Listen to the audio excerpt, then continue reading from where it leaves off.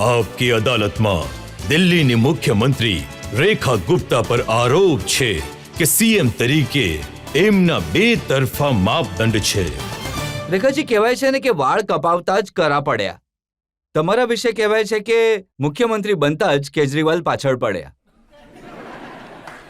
એ કહે છે કે તમે એમના શીશ મહેલની ઘણી વાતો કરતા હતા, પણ હવે તમારા માટે ઘણો મોટો રાજમહેલ તૈયાર થઈ રહ્યો છે। એ વ્યક્તિ જે રામલીલા ગ્રાઉન્ડના આંદોલનથી નીકળ્યો, હું ખુરશી નહીં લઈશ, હું ચૂંટણી નહીં લડીશ, હું ગાડી નહીં લઈશ, હું બંગલો નહીં બનાવીશ, અને એના પછી એ 80 કરોડ જનતાના લોહી પરસેવાના પૈસાથી પોતાના માટે, પર્સનલ પોતાના યુઝ માટે એક ઘર બનાવે છે, અને જ્યાં કરોડો રૂપિયાના પડદા હોય છે, કરોડો રૂપિયાનો તમારો બીજો સામાન હોય છે, આઉટ ઓફ વે જઈને તમે કરો છો, અને જનતા જ્યારે એમના પર સવાલ કરે છે, એક એવું ઘર જેના ક્યારે ગેટના દરવાજા કોઈને માટે ખુલ્યા નહીં હોય, કોઈ એક માણસ અંદર નહોતો જઈ શકતો, એ એમના પર્સનલ યુઝની વસ્તુ હતી। પણ આજે દિલ્હીની મુખ્યમંત્રી તરીકે જે કંઈ પણ મારી પાસે સુવિધા છે એ દિલ્હીની જનતાની છે। આજે જો મને 4 મહિના મુખ્યમંત્રી બનીને થયા છે, તો હું મારા ઘરથી, મારી પાસે જો જગ્યા નથી તો હું મારી ગલીમાં ટેબલ ખુરશી લગાડીને બેસું છું, અને હજારો લોકો રોજ ત્યાંથી જ હું એમની જન સુનવાઈ કરું છું। તો આજ સુધી મને સરકાર તરફથી કોઈ સરકારી આવાસ નથી મળ્યું, પણ જો આજે જે આવાસ મને આપવામાં આવી રહ્યું છે એ પણ આજ સુધીના ઇતિહાસમાં કદાચ જ કોઈ મુખ્યમંત્રીએ લીધું હોય કે એક જગ્યા જ્યાં એલજીના 4th ગ્રેડનો એમ્પ્લોયી બેસતો હોય આખી દિલ્હીમાં, કારણ કે મુખ્યમંત્રી આવાસના નામ પર કંઈ હતું જ નહીં। મારા માટે ઘણું સહેલું હતું કે એ મુખ્યમંત્રી આવાસ હતું, હું જાત અને ત્યાં રહેત, પરંતુ મેં ના પાડી કે નહીં, આ શીશ મહેલમાં હું જઈને નહીં રહીશ। મને સરકાર કોઈ આવાસ, કારણ કે જનતા જે હજારો લોકો તમને મળવા આવે છે એમને અટેન્ડ કરવા માટે આપશે તો હું ત્યાં રહીશ, અધરવાઇઝ હું ત્યાં નહીં રહીશ। તો આજે એક ઘર જેમાં રોજ તમારી પબ્લિક ડીલિંગ થઈ શકે છે, સવારે સવારે ત્યાં લોકો આવે છે, એ મને આપ્યું છે, અને મારું ઘર બધા માટે ખુલ્લું છે। ભાઈ, તમે સવારે ગમે ત્યારે આવો, આવીને જુઓ। કેજરીવાલ સાહેબને ત્યાં તો કોઈ નહોતું જઈ શકતું, પણ દિલ્હીની આ તમારી મુખ્યમંત્રી માલેવાલ એમને મળવા માટે। હા, તો તમે સમજી રહ્યા છો ને કે જે હતું એની અંદર જવું કેટલું ખતરનાક હતું। પણ હું બધા, મારી પાસે ન તો માત્ર દિલ્હીના, પણ દિલ્હીના NCR થી પણ લોકો આવે છે, તો મારું ઘર, મારી ઓફિસ, જ્યાં ક્યારે પણ પાછલી સરકાર દરમિયાન કોઈ નહોતું જઈ શકતું, એ બધા માટે ખુલ્લું છે। મુખ્યમંત્રી તમારી છે, મારો સમય તમારો છે, અને મારું ઘર પણ તમારું છે। હવે જુઓ, જે તમારા ઘર વિશે 28 જૂને PWD નું એક ટેન્ડર બહાર પડ્યું છે, જેમાં લખ્યું છે કે મુખ્યમંત્રીનું જે ઘર બનશે એમાં 24 AC હશે, 5 સ્માર્ટ ટીવી હશે 9-9 લાખ રૂપિયાના, 3 મોટા ઝુમ્મર લાગશે, 115 લાઇટ્સ લાગશે, 23 સીલિંગ ફેન લાગશે, 6 ગીઝર હશે, હાઈ ક્વોલિટી RO હશે, 10 ફ્લડ લાઇટ્સ હશે, એડવાન્સ CCTV હશે, અને ટોપ ક્લાસ ઇન્ટરનેટ। સર, હું કાલે જ મારી ઓફિસને શરૂ કરી રહી છું, હું તમને આમંત્રણ આપું છું, તમે જરૂર આવજો। અને આ બધી વસ્તુઓ જે માનનીય આમ આદમી પાર્ટીના નેતાગણ કહે છે એમને જરૂર ચેક કરજો। હું એટલી વાત જરૂર કહેવા ઈચ્છીશ, એ લોકો જેમણે ભ્રષ્ટાચારની પરાકાષ્ઠા દિલ્હીમાં પાર કરી દીધી, એ લોકો જેમણે દિલ્હીનું એટલું નુકસાન કર્યું, અને દિલ્હીવાળાઓએ તો પણ એમને 10 વર્ષની આટલી ક્લિયર કટ મેન્ડેટ આપી, અને આજે જો એ આવીને દિલ્હીના વાતાવરણ ખરાબ કરવા ઈચ્છે, દિલ્હીના લોકોને મિસગાઈડ કરવા ઈચ્છે, આજે અમારા ઘરમાં જે લાગે છે કે એમના ડોરમેટ હતા જેટલાના એટલાનું મારું આખું ઘર બની રહ્યું છે, એટલાના એમના ડોરમેટ અને પડદા લાગેલા હતા, તો આજે એમ કહે, અમારા ઉપર આરોપ લગાવે તો એમને શોભા નથી આપતું। તો એટલું કહેવા ઈચ્છીશ कि बागवान ने भी न जाने कैसे कैसे शौक पाल रखे हैं, फूलों के गमलों में कांटे संभाल रखे थे। इस सियासत में तो चित भी उनकी, पट भी उनकी, हमने क्या बेवजह सिक्के उछाल रखे हैं? तो बात नहीं करेंगे।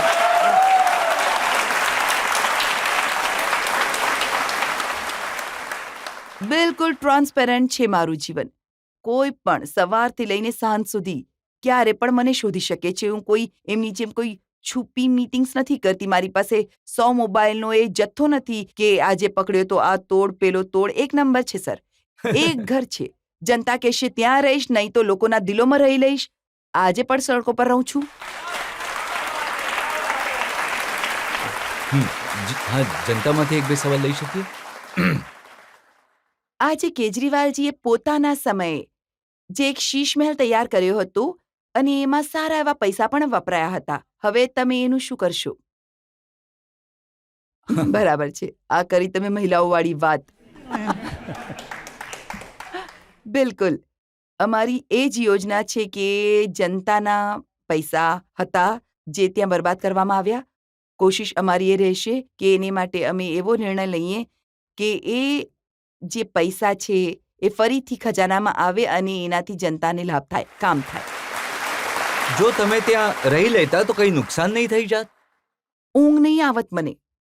એ દેખાય છે કે કઈ રીતે લોકો હેરાન છે અને કેજરીવાલ સાહેબ અહીં જ રહીને મસ્ત હતા. એ પડદા પણ નહોતા ખોલતા. જનતાનો અવાજ એમના કાન સુધી પહોંચતો જ નહોતો. એ પોતાના ઘરની 4 દિવાલોમાં બેસીને રહેતા હતા. મને તો આજે પણ એમની પાર્ટીના પણ એમએલએ આવીને કહે છે કે અમે આ સચિવાલય ક્યારેય જોયું જ નહોતું કે અહીંયા સીએમની ઓફિસ પણ છે. તો આજે એ સચિવાલય, આજે એ બધી ઓફિસીસ હજારો લોકોના આવવા જવાનો રસ્તો બની ગયા છે. જે એવી ગલીઓ હતી જ્યાં લોકોનું આવવું જવું પ્રતિબંધિત હતું. એક હજી પ્રોબ્લેમ છે જેમાં લોકોને આવવા જવામાં પ્રોબ્લેમ થઈ રહ્યો છે. એ છે તમે જે પ્રતિબંધ લગાડ્યો છે જૂની ગાડીઓ પર. ઘણા બધા લોકો એવા છે જે રિટાયર્ડ છે. એમની પાસે એમની જીવનની સંપત્તિ એ એક ગાડી છે. ઘણા લોકો છે, ક્યારેક બેંક જાય છે કે પોસ્ટ ઓફિસ જાય છે, ક્યારેક થયું તો ડોક્ટરની પાસે જાય છે. હવે આ ઉંમરમાં એ ક્યાંથી નવી ગાડી ખરીદશે અને જૂની ગાડીને ક્યાં સ્ક્રેપમાં વેચશે? રજતજી, દિલ્હીનું દુર્ભાગ્ય એ જ છે કે આજે દેશની રાજધાની હોવા છતાં પણ દુનિયાના માનચિત્રમાં દિલ્હીને સૌથી પોલ્યુટેડ સિટી જાહેર કરી દેવામાં આવ્યું છે. અને અહીંયાની પાછળની સરકારોએ આ જવાબદારીને ક્યારેય નિભાવી નથી કે દિલ્હીમાં રહેવાવાળા માટે સ્વચ્છ હવાની વ્યવસ્થા કરે, એવું કંઈ કામ કરે જેનાથી પોલ્યુશન ખતમ થાય, ઘટે. અને વર્ષો વર્ષ જ્યારે આ વસ્તુ ચાલતી રહી, દિલ્હી ગેસ ચેમ્બર બની ગઈ. એના બદલે કે એને ગ્રીન કેપિટલ બનવું જોઈતું હતું, તો એના પછી શું થયું? એના પછી કોર્ટે સંજ્ઞાન લેવાનું શરૂ કરી દીધું. એના પછી એનજીટી ઓર્ડર આપવાનું શરૂ કરી દીધું. એના પછી સીઈએ કુએમે પોતાના પુસ્તકો ખોલવાના શરૂ કરી દીધા કે જી અમે દિલ્હીને ઠીક કરીશું. બધાએ પોતપોતાના ઓર્ડર બહાર પાડ્યા. અને આ જે ઓર્ડર છે કે 15 વર્ષની જૂની ગાડી જો તમારી છે એને પેટ્રોલ નહીં મળશે, એ સરકારનો આદેશ નથી. આ માનનીય કોર્ટનો આદેશ છે, એનજીટીનો આદેશ છે, સીઈએ ક્યુએમનો આદેશ છે. અને હું પોતે એ વસ્તુને જાણું છું. હું પોતે એ માનું છું કે આ ઠીક નથી. અને હું દિલ્હીની જનતાને પૂરી રીતે આશ્વાસન આપું છું કે એમના વિચાર, એમનું વિઝન અને એમના અધિકારોની વાત અમે પોતે દરેક પ્લેટફોર્મ પર રાખીશું. ભલે એ કોર્ટ હોય, ભલે એ એનજીટી હોય કે ભલે એ પ્રશાસન હોય. અમે દિલ્હીની જનતા સાથે અન્યાય નહીં થવા દઈએ. હવે જો કેટલા બધા લોકો છે, લોકો વિડીયોઝ પોસ્ટ કરી રહ્યા છે કે લખી રહ્યા છે, છાપાઓમાં છપાઈ રહ્યું છે, કહે છે કે 82 લાખ રૂપિયાની મર્સિડીઝ ખરીદી હતી, હવે મારે 2.5 લાખ રૂપિયામાં વેચવી પડી રહી છે. કોઈએ કહ્યું કે મારી આ ગાડી હતી જે માત્ર 70,000 કિલોમીટર ચાલી છે, મેં તો ચલાવી જ નથી ગાડી અને મારે એ ગાડી વેચવી પડે છે. બિલકુલ ઠીક કરી રહ્યા છો તમે. અને આવા હજારો કેસીસ છે જે લોકો આજે પણ મારા પોતાના પિતાજી ગાડીને રાખતા હતા ઓકેઝનલ કે હા ભાઈ કોઈ લગ્ન પ્રસંગે જઈશું તો ચલાવીશું, અને પોતે સ્કૂટર પર જતા હતા ઓફિસ. તો આવા હજારો પરિવાર, મિડલ ક્લાસ ફેમિલી છે જે ગાડીને ઓકેઝનલી યુઝ કરે છે. અને યોગ્ય વાત પણ છે. સરકારોના કામ કરવાને કારણે જે આદેશ આપવામાં આવ્યો છે એનો દંડ જનતાને નહીં ભોગવવો પડે. બીજા પેરામીટર્સ હોઈ શકે છે. અને આ ક્યાંનો ન્યાય છે કે દિલ્હી એનસીઆર પેટ્રોલ આપી શકે છે અને દિલ્હી નહીં આપી શકે તો એ 1.5 કિલોમીટર જઈને બહારથી પેટ્રોલ નહીં લઈ શકે? શું સરકારોએ ક્યારે આ મુદ્દાને રિપ્રેઝેન્ટ નથી કર્યો? આ પોતાની એમની એક્સપેક્ટેશન્સ છે. એ પોતે પાછલી સરકાર કેજરીવાલ સાહેબે જે ગાડીઓને સ્ક્રેપ કરવાનો આદેશ પોતે બનાવ્યો એમણે. પાછલા 1.5 વર્ષથી એ અહીંયા સ્ક્રેપ કરી રહ્યા હતા ગાડીઓને અને એવી રીતે ઉઠાવીને લઈ જયા હતા જે રીતે કે બિલકુલ કોઈ રેડ કરી દીધી હોય અને ત્યાં જાય છે અને બીજા દિવસે ખબર પડે છે કે સ્ક્રેપ થઈ ગઈ. આ દિલ્હીની જનતા સાથે સતત અન્યાય થઈ રહ્યો છે. કામ સરકારો ન કરી રહી હતી અને સહન લોકોને કરવું પડતું હતું. પણ હવે નહીં થાય, હવે નહીં થાય. બંને વસ્તુ કરીશું અમે કામ પણ કરીશું જનતાના હિતમાં અને અન્યાય સહન નહીં પણ કરવા દઈએ. અવાજ ઉઠાવીશું, મજબૂતીથી ઉઠાવીશું. પણ દિલ્હીની પૂર્વ મુખ્યમંત્રી આતિશી સિંહ એ તો એ કહી રહી છે કે 62 લાખ ગાડીઓ છે જેમની ઉપર એક્શન થશે, એમને બદલવી પડશે. તો બીજેપી વાળાએ નવી ગાડી બનાવવા વાળા પાસે સારા એવા પૈસા લીધા છે, ચાંદલો લીધો છે. આ જે મગજ ચાલે છે ને એ એમના જ ચાલે છે. એ આખો દિવસ બેસીને એ જ બ્રેઇન સ્ટ્રોમિંગ કરે છે. શું કરી એટલે દે આર સચ અ ગુડ એક્ટર. એમની એક્ટિંગનો જવાબ નથી. એ કેજરીવાલ સાહેબ 2 નંબર ફાલતુ શર્ટને પહેરીને આવું 42 આવે છે તો 44 પહેરી લેવું. ચાલો છોડો.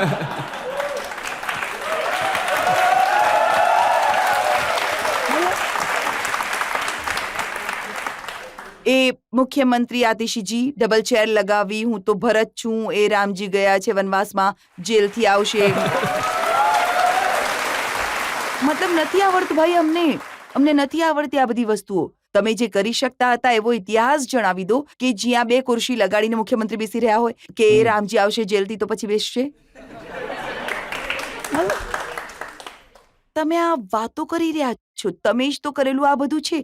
હું તો 4 મહિનાથી આવી છું જનાબ. તમને જ્યારે વારંવાર કોર્ટ લતાડી રહી હતી કે પોલ્યુશન પર કામ કરો, પોલ્યુશન પર કામ કરો, ત્યારે તમે કંઈ કર્યું નહીં. તમે માત્ર ઓડ ઇવન કરતા રહ્યા, જેનાથી પોલ્યુશન ખતમ થયું ઓડ ઇવનથી. ત્યારે લોકોને મુશ્કેલી પડી. આજે જ્યારે તમે કરેલાનો દંડ જનતા ભોગવી રહી છે તો તમે ટ્વીટ કરીને જતાવી રહ્યા છો, ઓહો આ શું થઈ ગયું. પણ હું એમને ફરી વિશ્વાસ અપાવું છું, ચિંતા નહીં કરો. દિલ્હીની જનતાની રક્ષા કરવી અમારી જવાબદારી છે અને અમે કરીશું.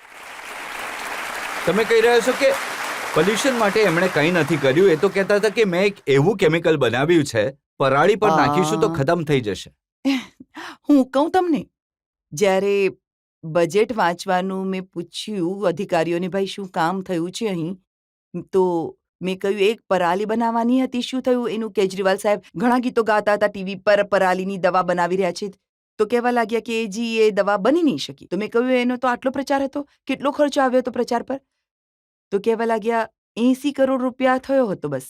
મેં કહ્યું તો એ દવા બની? તો કહે છે કે બની નહીં શકી. પણ એટલે જે વસ્તુ બની જ નહીં એની માટે 80 કરોડનો ખર્ચો, જે કામ થયું નહીં એના માટે. આવું એક એક્ઝામ્પલ નથી. એક શોપિંગ ફેસ્ટિવલ કરવાની યોજના બનાવી એમણે કે શોપિંગ ફેસ્ટિવલ કરીશું, તો એવી એડવર્ટાઇઝમેન્ટ માટે, એટલે કે એ શોપિંગ ફેસ્ટિવલની એડવર્ટાઇઝમેન્ટ માટે ખર્ચો કર્યો લગભગ 27-28 કરોડ રૂપિયા. પછી મેં જોયું ક્યારે થયું હોય તો કહ્યું નહીં થયું. એટલે એ લોકો વાતો કરશે બધી. એ તમે કરવા નહોતા દેતા ને બીજેપીના લોકો. અમે જ તો ચતુર હતા કે એમનો શીશ મહેલ બનવા દેતા હતા અને કામ નહીં કરવા દેતા હતા. અમે એમની ભ્રષ્ટાચારની, દારૂની નીતિ બનવા દેતા હતા. એકની સાથે એક અમે તો અલાઉ કરાવ્યું હતું કે તમે કરો, પણ બાકી કામ ન હતા કરવા દેતા. કે જે કરવા ઈચ્છતા હતા એ બધું કરી લેતા હતા અને જે નહોતા કરવા ઈચ્છતા એનો બોલ એલજી તરફ, પીએમ તરફ અને બાકી લોકોની તરફ કરી દેતા હતા. જેમ કે પોલ્યુશન માટે એ કહેતા હતા કે અમે પણ વાદળ બનાવીને વરસાદ કરાવવા ઈચ્છતા હતા, જે આર્ટિફિશિયલ ક્લાઉડ, જેની વાત આજે તમારી સરકાર કરી રહી છે. તો અમને તો કરવા નહીં દીધું અને પોતે કરી રહ્યા છે. હા, વાત તો સાચી છે બિલકુલ. કે જે કરવા ઈચ્છતા હતા અમે ઘણી બધી જગ્યાએ રોક્યા. અમે દિલ્હીને બરબાદ કરવા માટે રોક્યા. અમે દિલ્હીની જનતાની આશાઓનું ગળું દબાવવા માટે એમને રોક્યા. જ્યાં જ્યાં એ લોકો ભ્રષ્ટાચાર કરતા હતા એ બધા જ અડ્ડા ઉપર છાપા મારવાનું કામ પણ કર્યું. તો દિલ્હીની જનતાના દુઃખને સમજતા અમે જે જ્યારે કર્યું એ દિલ્હીની જનતા જાણે છે. અને તમે ભ્રષ્ટાચાર કરવા માટે ક્યારે શું કર્યું એ પણ જનતાની સામે છે. ત્યારે જ તો આ પરિણામો આવ્યા. નહીં તો શું કારણ હતા કે આ પરિણામો આવ્યા? તમે સ્કૂલમાં ભ્રષ્ટાચાર કર્યા, તમે દવાઓમાં ભ્રષ્ટાચાર કર્યા, હોસ્પિટલમાં ભ્રષ્ટાચાર કર્યા, દરેક જગ્યાએ તો ભ્રષ્ટાચાર કર્યા. આ કેજરીવાલ કહે છે કે મોદીજીએ વચન આપ્યું હતું જ્યાં ઝૂંપડી ત્યાં મકાન, પણ રેખા ગુપ્તાના રાજમાં જ્યાં ઝૂંપડી ત્યાં મેદાન. દિલ્હીનું દુર્ભાગ્ય જુઓ. 27 વર્ષ એ સરકારે રાજ કર્યું, 15 વર્ષ કોંગ્રેસે, 10 વર્ષ, 12 વર્ષ કેજરીવાલ સાહેબે જેમણે હંમેશા એ કોશિશ કરી કે ગરીબ ગરીબ જ રહે, એને ક્યારે કોઈ સુવિધા નહીં આપવામાં આવે, કોઈ મકાન નહીં આપવામાં આવે. 50,000 ફ્લેટ બનીને તૈયાર ઊભા હતા. કેન્દ્ર સરકારે બનાવ્યા કે ભાઈ ગરીબ લોકોને આપી દો. એ ખંડર થઈ ગયા. કરોડો રૂપિયાનું ઇન્વેસ્ટમેન્ટ ખતમ થઈ ગયું, પણ ક્યારે ગરીબને આપ્યા નહીં. એ મોદીજી હતા જેમણે કહ્યું કે ભાઈ તમને જુગ્ગીને બદલે મકાન આપીશ, સારા ઘર આપીશું, અને આપવાનું શરૂ કર્યું. આજે જે મકાનોની વાતો એ કરી રહ્યા છે, તમે મને કહો, જનતા મને કહે છે કે જે લોકોને મકાન આપી દેવામાં આવ્યા છે, ઝૂંપડીઓને, તો શું એમની પાસે તે જગ્યા ખાલી નહીં કરાવવાની? જે એજન્સી, જે લેન્ડ ઓનિંગ એજન્સી છે, એ ખાલી કરાવશે કે નહીં કરાવે? અથવા પછી જે લોકો રેલવે લાઇનની બિલકુલ ટ્રેનના પાટા પર વસી ગયા છે, સિક્યોરિટી થ્રેટ છે, સિગ્નલ જરાય દેખાતા જ નથી, જો એમને કોર્ટના ઓર્ડરથી, સમનથી હટાવવાનો આદેશ હોય તો શું એમને હટાવવામાં નહીં આવે? તમે દિલ્હીની ઝૂંપડીવાળાઓને વારંવાર ડરાવીને એમને મિસગાઈડ કરીને એ કહેવા ઈચ્છો છો કે ભાઈ તમારું મકાન તૂટી રહ્યું છે, જ્યારે કે આ પહેલી સરકાર છે જેમણે લોકોને ઝૂંપડામાં રહેનારને મકાન આપવાની વાત કરી. અને આજે પણ હું અટલ રીતે કહી રહી છું, ઝૂંપડીમાં રહેનારા જે કે એક પેરામીટર છે, સર હું જણાવવા ઈચ્છું છું, એક પેરામીટર 2015માં બન્યો, જે પોતે આમ આદમી પાર્ટીની સરકારે બનાવ્યો કે ભાઈ 2015 પહેલા જે દિલ્હીમાં આવીને વસ્યા છે લોકો, એમને મકાન આપવા જોઈએ. ઠીક, તો આજે એ પેરામીટરમાં જે લોકો આવી રહ્યા છે એમનું રજિસ્ટ્રેશન, એમને મકાન આપવામાં આવી રહ્યા છે. તો જે લોકો એમાં બચી ગયા, જે પણ તમારા જ લોકોએ નક્કી કરેલું છે, તો એ લોકો કહે છે કે ભાઈ અમારા પણ મકાન હોવા જોઈએ. તો ક્યાં તો અમારી પાસે બે રીતો છે કે તમારી બનાવેલી પોલિસી ખોટી હતી, અમે એ પોલિસી બદલીએ અને કહીએ કે જે 2 મહિના પહેલા આવ્યા છે એમને પણ મકાન આપીશું. તો જે ટેક્સ પેયર છે એ અમને પૂછશે તો હું ટેક્સ આપી રહ્યો છું, અને તમે લોકો કાલે આવેલા માણસને પણ આપી રહ્યા છો, 15 વર્ષવાળાને પણ આપી રહ્યા છો, 40 વર્ષવાળાને પણ. ક્યાંક તો રોકાવું પડશે. અમે પૂરી રીતે પારદર્શક રીતે દિલ્હીના દરેક એ વ્યક્તિને જે ઝુગ્ગી ઝૂંપડીમાં રહે છે એને સારી સુવિધાઓ, સારા મકાન અને સારા ઇન્ફ્રાસ્ટ્રક્ચર આપવા ઈચ્છીએ છીએ, અને એ ગરીબનું બાળક પણ સારા માહોલમાં ભણે, મોટા થાય, એ અમારી કોશિશ છે. કોઈ પણ રીતે, ખોટી રીતે કોઈ ઝૂંપડીને તોડવામાં ન આવે, એ જ અમારો આદેશ છે. રેખાજી, મેં ઘણા બધા ગરીબ લોકોના વિડીયો જોયા જેમની તમે વાત કરી રહ્યા છો, અશોક વિહારના, વજીરપુરના. એ એમ કહે છે કે રાત્રે 3 વાગે ડેમોલિશન થયું.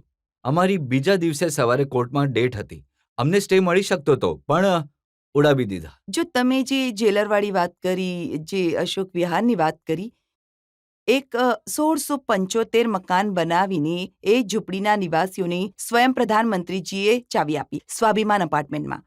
એ ઝૂંપડીઓમાં જેટલા પરિવારો રહેતા હતા અને જેટલા એમાંથી એલિજિબલ હતા એ બધાને મકાન આપી દીધા.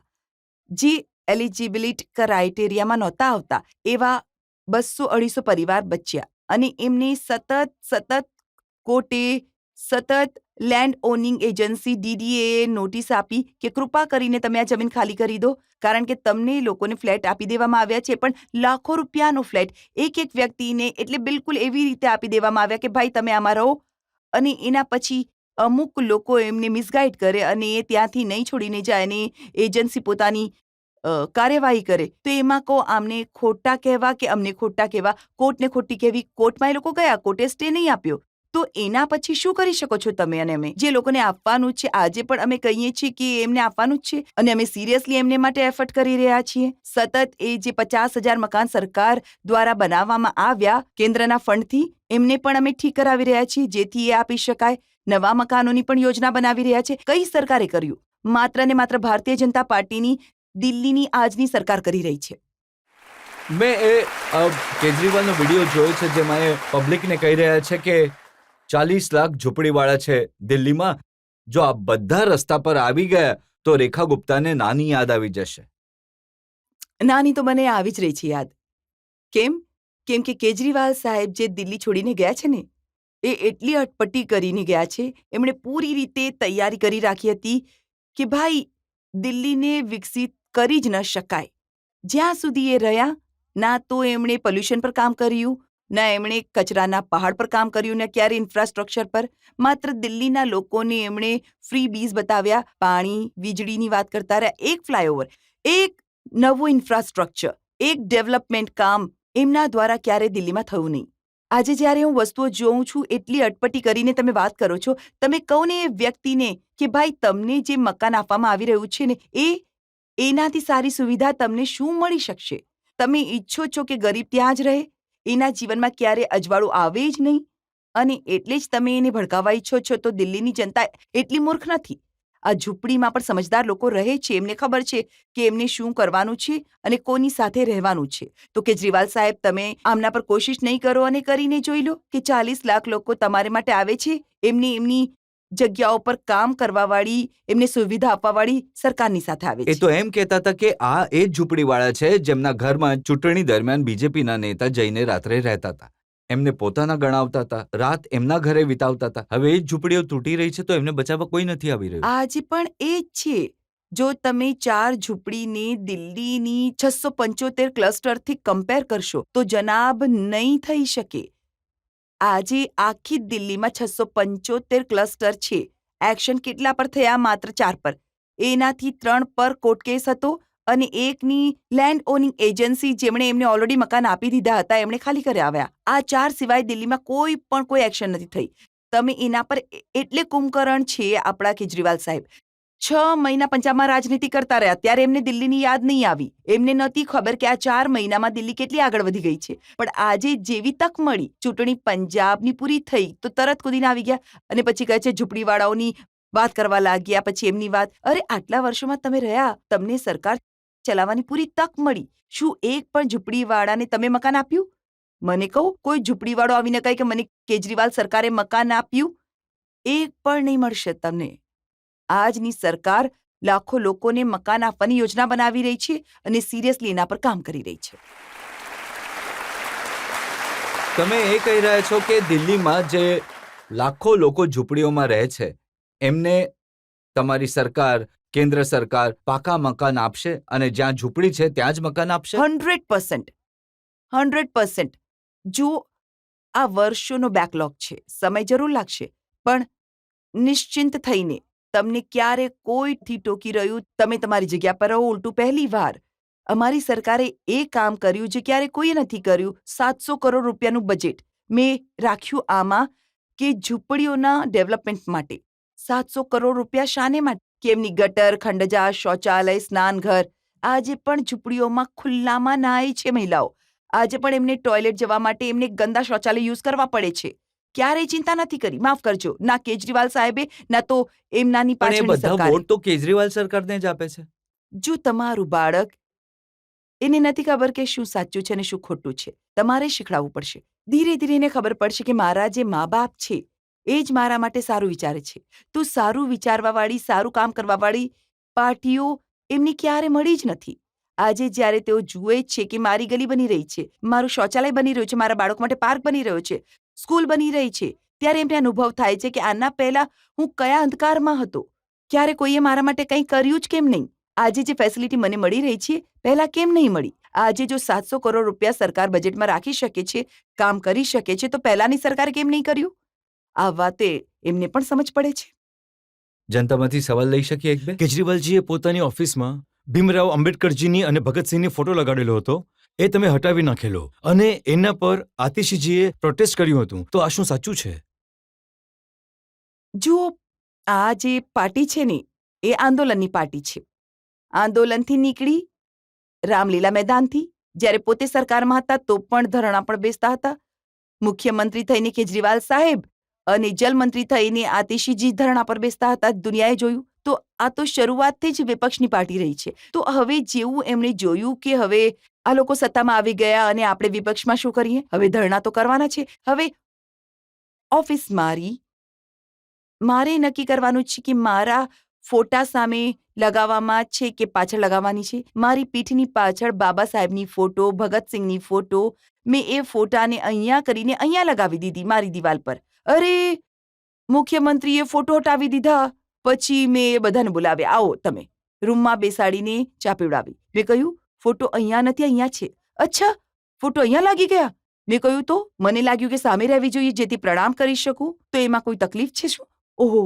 પછી મારા રૂમથી ઉઠીને બહાર ગઈ, ફરીથી તકતી ઉઠાવી, હોને નહીં દેંગે, હોને નહીં દેંગે. આ શું?